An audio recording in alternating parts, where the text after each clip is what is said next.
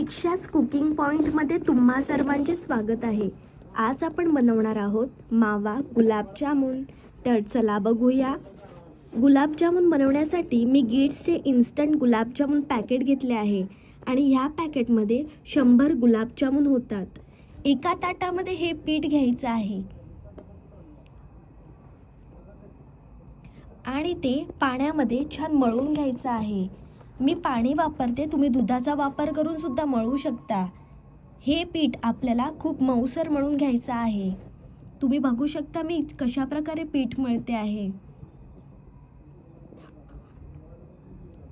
आणि आपल्याला थोडं तूप घ्यायचं आहे आणि ते हाताला लावून पुन्हा मऊसर पीठ मळायचं आहे।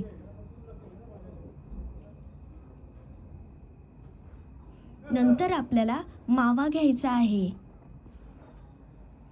आणि पिठाचा गोळा बनवायचा आहे आणि आपण ज्याप्रमाणे मोदक बनवतो तसा बनवून घ्यायचा आणि त्याच्यामध्ये मावा टाकायचा आहे आणि पुन्हा छान गोल करून घ्यायचा आहे।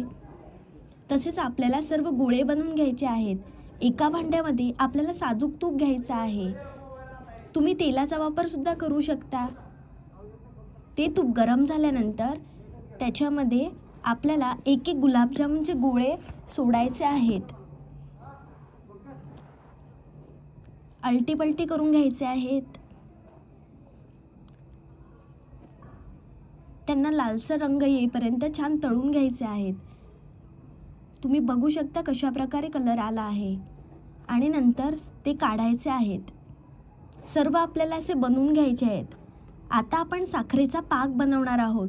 त्याच्यासाठी एका भांड्यामध्ये 2 कप साखर टाकायची आहे। 2 कप साखर घेतली तर तेवढेच पाणी घ्यायचे आहे। आता 2 कप पाणी घालायचे आहे आणि त्याच्यामध्ये 2 ते 3 वेलची टाकायची आहे आणि छान ढवळून घ्यायचा आहे।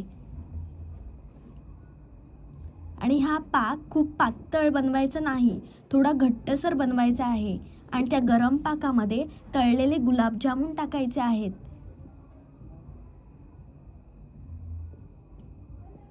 ते 2 तास त्या पाकामध्ये चांगले भिजवून घ्यायचे आहेत। 2 तासानंतर ते आलटी पलटी करायचे आहेत। हलवाईसारखे गुलाबजामुन खाण्यासाठी तयार आहेत। ही रेसिपी तुम्ही नक्की ट्राय करा आणि माझी रेसिपी आवडली असेल तर चॅनलला लाईक, कमेंट, शेअर आणि सबस्क्राईब करायला विसरू नका।